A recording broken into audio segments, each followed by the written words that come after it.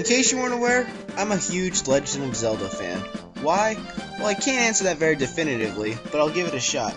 I love the world it sets up. I love how it mixes all sorts of eras and cultures, such as medieval times, Greek fantasy, Arabian deserts, Gothic architecture, the list goes on. I love the characters you meet, ranging from typical anime characters to over-the-top cartoon characters. I love the gameplay that comes in several varieties, but still holds true to its roots. But most of all, I love the fucking stories and how complex they can get while also remaining focused and simple. The Legend of Zelda series is one of the most popular video game franchises of all time, and is one of the most respected. With almost every new game comes a new story, a new setting, and a new take on what is usually a basic damsel in distress fairy tale. But with so many installments, people wonder what are the best installments in the series. Well, being a die-hard fan that I am, I'm inclined to give my opinion on the top 5 Zelda installments. Bear in mind that these are all 100% opinion based, so don't go apeshit if your favorite one's not on the list. With that said, let me count down my top 5 favorite Zelda games.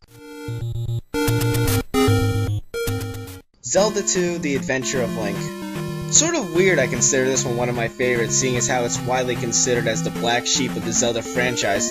I sort of understand why, as it is different from the other Zelda 2D games, being that it's mostly a side-scroller instead of a top-down view like the other ones. And yeah, I understand the criticism it gets for being notoriously difficult. I do. I had hours of frustration playing this game. However, difficult doesn't mean bad. There are a lot of really hard NES games like Castlevania, Batman, Contra, and even the first Legend of Zelda game can be pretty difficult at times. And with that said, I still enjoyed this one a bit more than the first. Why is that? Well, it's more clear what you're supposed to do in it. The first Zelda game relied on how much you enjoyed exploring the world and memorizing the landmarks. And while I understand how this was very popular and revolutionary back when it came out in the early 80s, I personally am not a huge fan of exploring when the world isn't that interesting to me. I understand the limitations of the NES, but the world wasn't all too spectacular, and it took a lot of Nintendo Power walkthroughs to better understand it. With Zelda 2, it's more clear what you're supposed to do. You meet with townspeople, and while they aren't terribly helpful, they give you enough information to understand where you're supposed to go. Also, the world is much more colorful and vibrant. You can interact with villages and towns instead of being virtually on your own, which makes the world feel all the more relatable, therefore we get more invested. True, the blocky overworld looks very dated, and yeah, I don't know why they didn't smooth out the edges, but at least it's colorful and vibrant. Plus, the main focus is the side-scrolling combat, which is much better than the first game. It involves a lot more strategizing and focus to fight the very difficult enemies you have to face. Every encounter is a legitimate battle. I also enjoy the variety of spells you can use to aid you on your journey. They just add to the awesome gameplay. The music is pretty good as well, particularly the temple theme, which they remastered in Super Smash Bros. Melee. You can definitely see why. It's catchy and mystic, just like the series itself. If the game was slightly less difficult and had an easier to navigate overworld, I'd defend it more, but it is a flawed game and I do understand the criticism it gets. I, however, found a lot to enjoy in it despite its flaws. Maybe I just admire how different it was from the first game and how it didn't feel like it had to follow the exact style of the first game. Either way, it's a pretty good game if you're looking for a challenge and something different. The Legend of Zelda: A Link to the Past. The most popular 2D Zelda game of all time is also one of my favorites. This game is constantly praised and I can totally understand why. This was the first Zelda game that had a focused and involved storyline, and it was a great story. While I wouldn't call the plot revolutionary by any means, it certainly added a whole new life to the series, making it very story-bound but not at all linear. You can interact with villagers even more, go to shops, do side quests, and explore not only one, but 2 worlds. The 16-bit graphics on this game really pop out, and it's almost a surprise that this would even be the same series as the first game. It goes back to the roots of the original Zelda, but adds elements from Zelda 2, such as a more lively and interactive world and a magic meter. The items are great in that they give Link abilities other than another form of fighting. The Pegasus boots let you run fast, and the hookshot can be used to reach new places.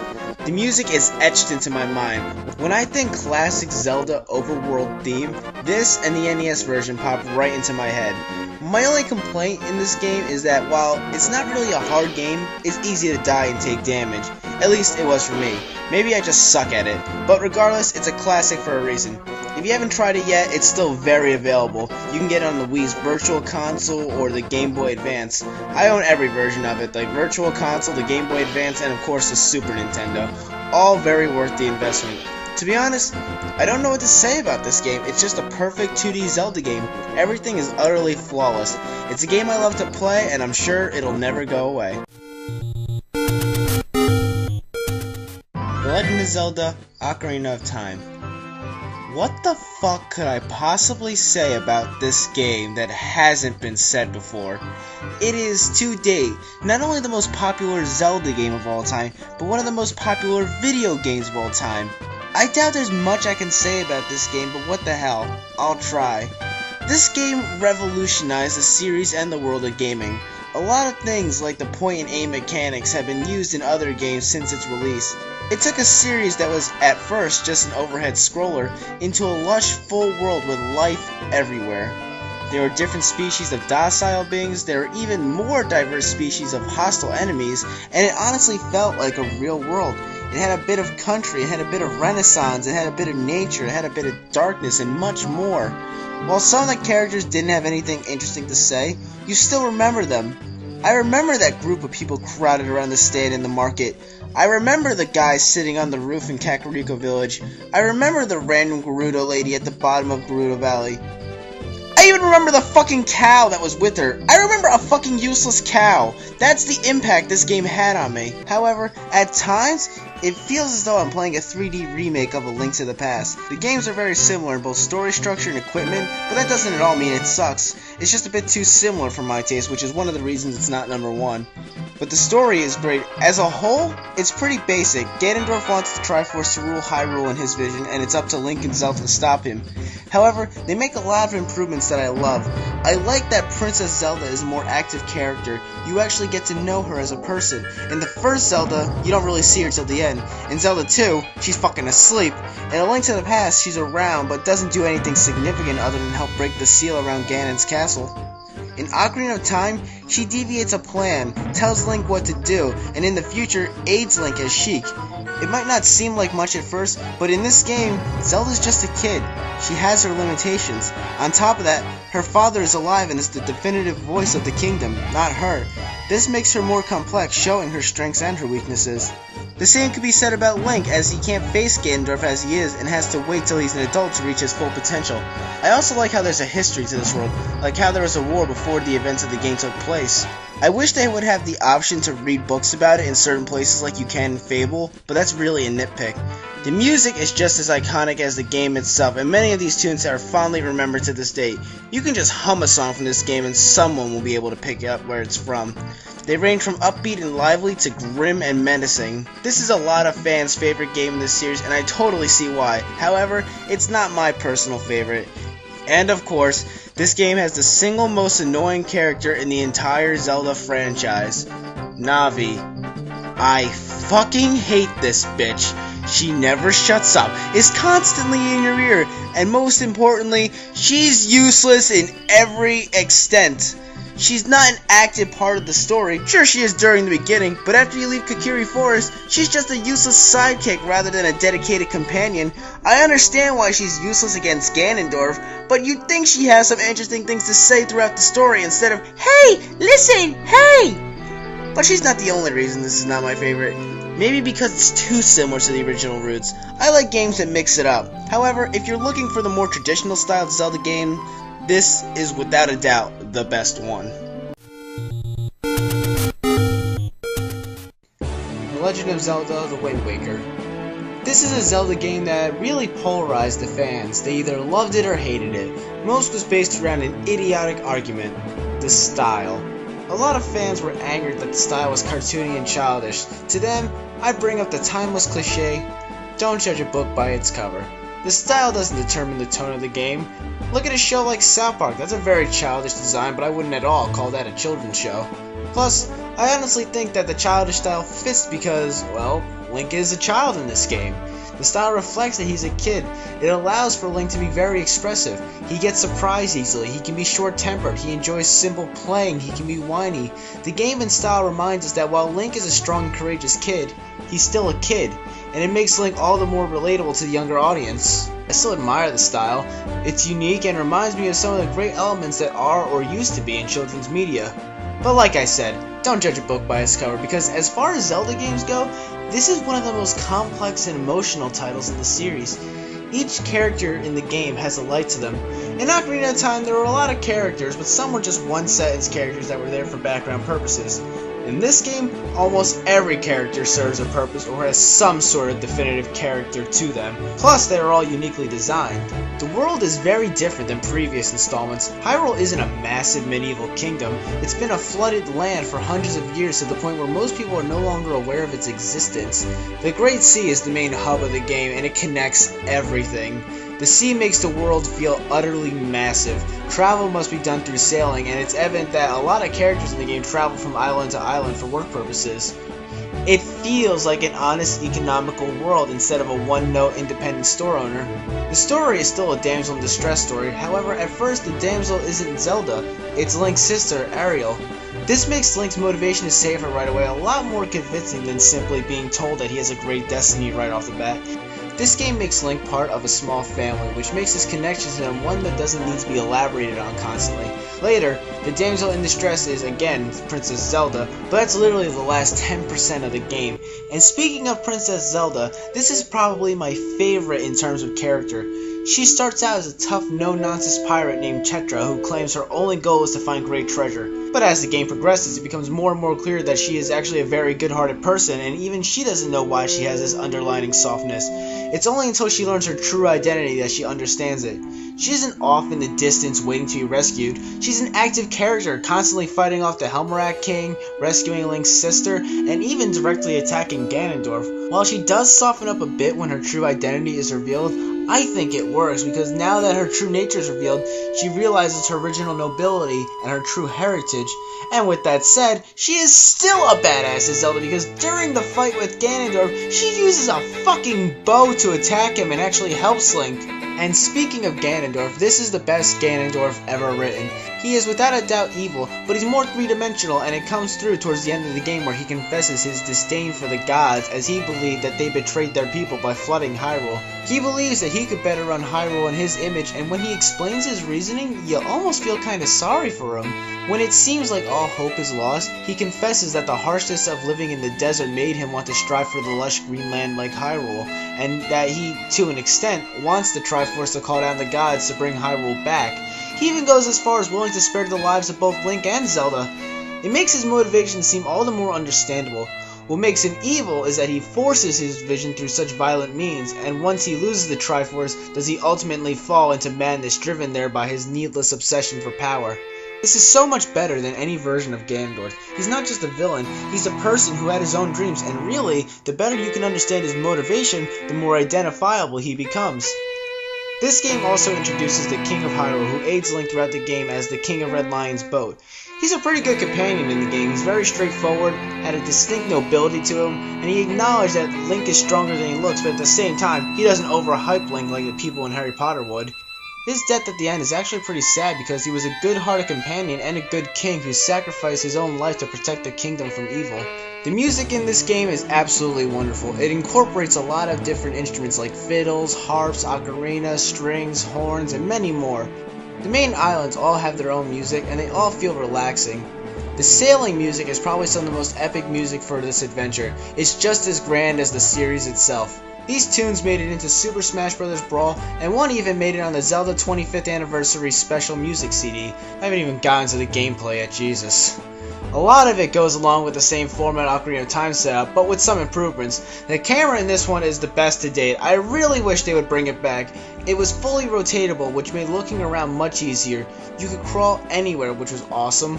A lot of classic Zelda items return, but I like how they can be used differently on the boat, like how the grappling hook becomes an excavating sea claw or how the bomb becomes a cannon.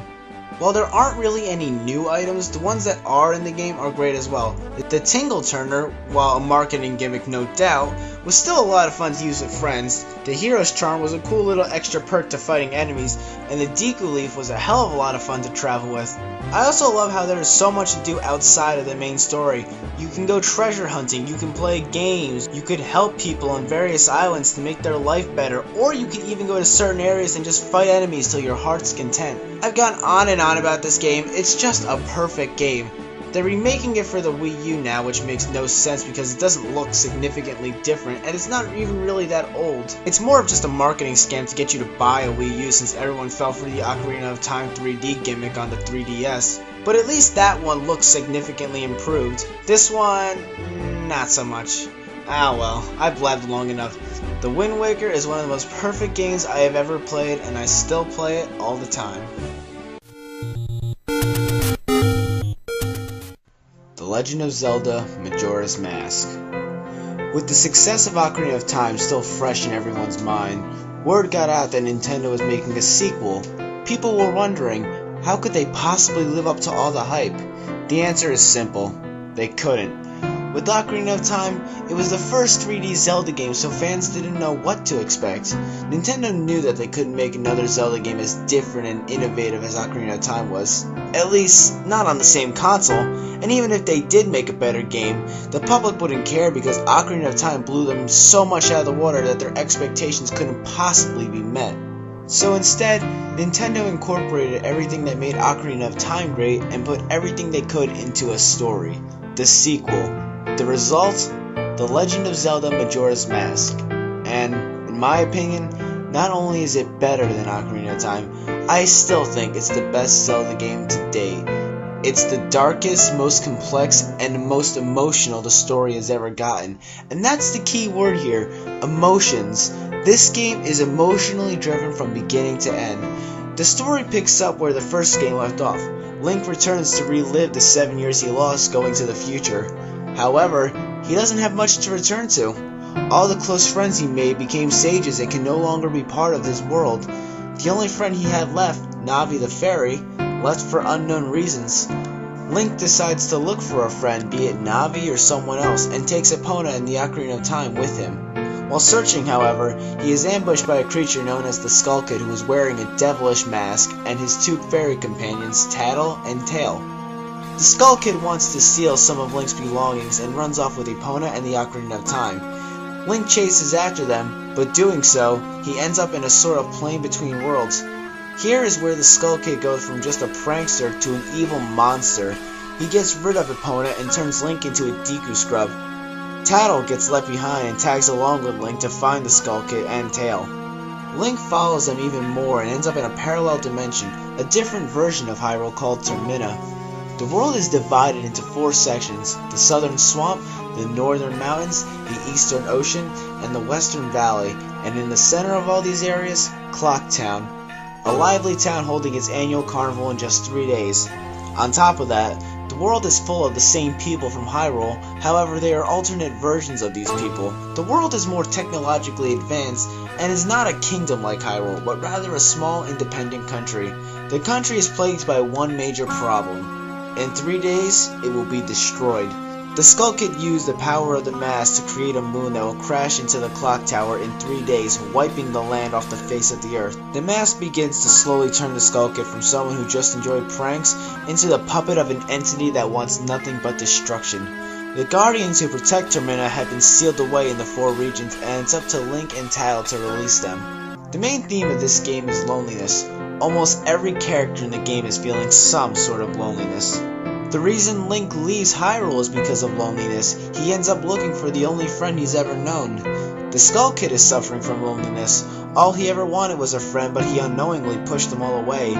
Tattle and Tail suffer from loneliness, being separated from each other once the game begins. Anju and Kafei suffer from loneliness as they want nothing more than to be together but had their lives horribly changed. Almost every character is dealing with this, and on top of that, they are dealing with the end of the world. This game shows how some people will react to the apocalypse. Some of the people want to flee and try to save their loved ones. Some people see no point in trying to run and just accept their fate. And some people don't think anything will happen and will continue to hold that lie to themselves even when the evidence of certain destruction is clear. You can't really blame anyone for feeling how they do. The people who want to flee are just looking out for themselves. The people who want to stay just don't see a point in lying to themselves. And the people who don't think anything will happen just don't want to imagine their way of life being disturbed. We're constantly reminded of the impending doom by the moon. The moon is constantly in the sky and is always getting closer, and the anguished, twisted face on it really reflects how most of the people feel inside. Everyone is hurting, everyone is afraid, nobody wants to die, But in the end, it doesn't matter to Majora's Mask. It wants nothing but destruction. People's lives are just a game for it. Even though the impending disaster will ultimately destroy the mask too, it doesn't care. It has no values. It just enjoys misery. Also, with the curses he's placed on the 4 regions, the moon destroying them would be, in essence, putting them out of their misery. The Deku swamp water has been poisoned. The mountains have been frozen over, slowly killing the Gorons. The water in the ocean has become hazy, and the spirits of the dead in the valley aren't able to be put to rest. These curses spark a chain reaction reaching almost every single person in the game and making the apocalypse after 3 days of suffering seem almost like a blessing in disguise. It's pretty fucking grim. But that's not even 10% of the story really, but I've gone on long enough about the story. Let's talk about the gameplay. It's very similar to Ocarina of Time in almost every way, but there are 3 major changes. One is a better control of time. You can speed time up, slow time down, or go back to the beginning of the 3-day cycle and try again. The downside is that everyone who Link helps over the 3 days will have their life changed back to what the Skull Kid did to them.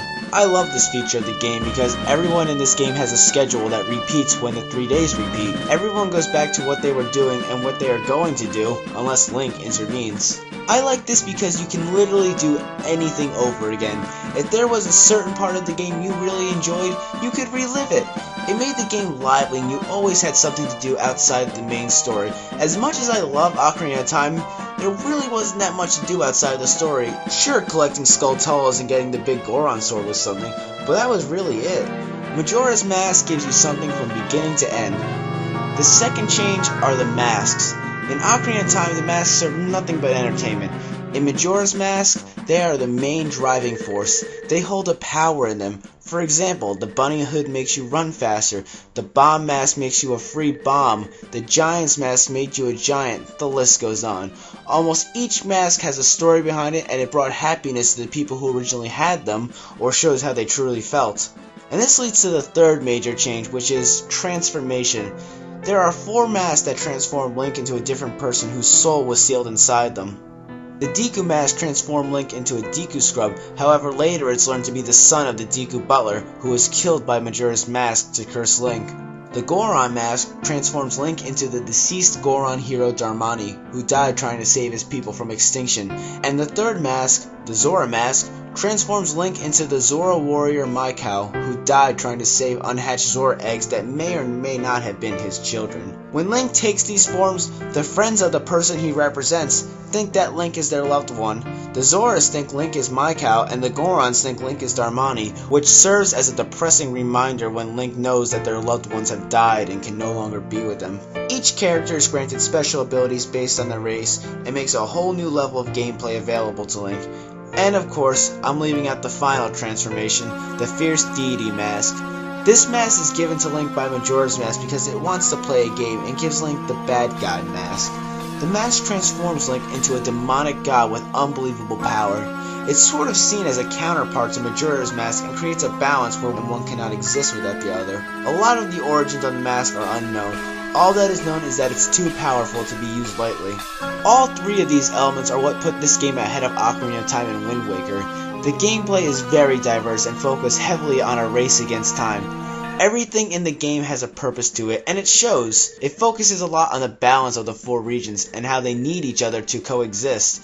True, the overall story is much shorter than Ocarina of Time and Wind Waker, however, the stuff you need to accomplish to beat the game 100% makes it about as long. The game focuses more on the people instead of the mission because, yeah, you could live a pretty good life, but it's the people in your life that make it good or bad. People tend to say they don't like this game because it doesn't have Zelda, Ganondorf, or the Triforce in it. That's what I love about it, it's fresh and new. It doesn't have to revolve around the same formula. This isn't a damsel in distress story. This is a world in distress story. The land's not going to be taken over, it's going to be destroyed. There's nothing to gain and everything to lose.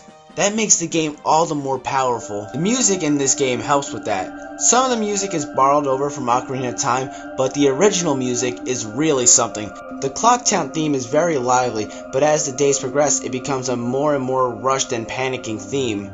The last few hours represent some of the darkest music in the game, as all is lost and there's nothing to do but wait for the end. But there's also uplifting themes. One of my favorite being the Astral Observatory theme, as it really captures the wonder of being a child. Everything about this game I love.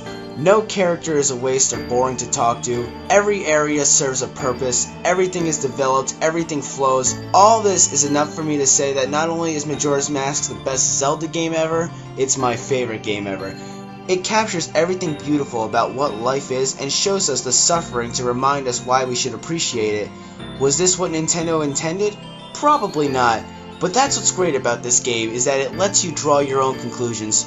Are there some flaws? Yes. It's not a perfect game like Wind Waker, but everything that's good about it is more than enough to overlook those flaws. The game is regularly overlooked by fans for a few reasons. It came out around the same time as the GameCube, so everyone was more interested in that system. On top of that, Nintendo put almost all of their advertising into the GameCube, leaving very little for anything N64 related. It also needed the expansion pack to be able to play it, which turned a few people off too. The game is still available today though. If you don't have a Nintendo 64, you can buy the Legend of Zelda Collector's Edition. It has Majora's Mask on it. Although it might be a bit pricey now. I got my copy about 7 years ago for $25 on eBay. I'm not sure what it goes for now. You can download it off the Wii Shop for 2,000 Wii points, which is about $20. There's a campaign called Operation Moonfall trying to get a remake of Majora's Mask from Nintendo, and yeah, fuck remaking Wind Waker, remake this! But I doubt it will happen since Majora's Mask wasn't the smash hit that Ocarina of Time was, and people probably won't buy it like they did with the Ocarina of Time remake. But we can always hope, because I would love to see this game remade. This game is beautiful on the Nintendo 64. I would love to see it reimagined and help expose a younger generation of gamers to a great game and remind the older generation of what we had.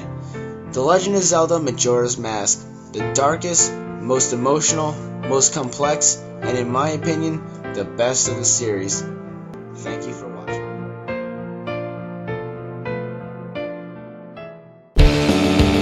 Hey guys, if you enjoyed my content, then you should follow me on Twitter, where I post channel updates and information on upcoming videos. You can find the link in the description. Thanks for watching.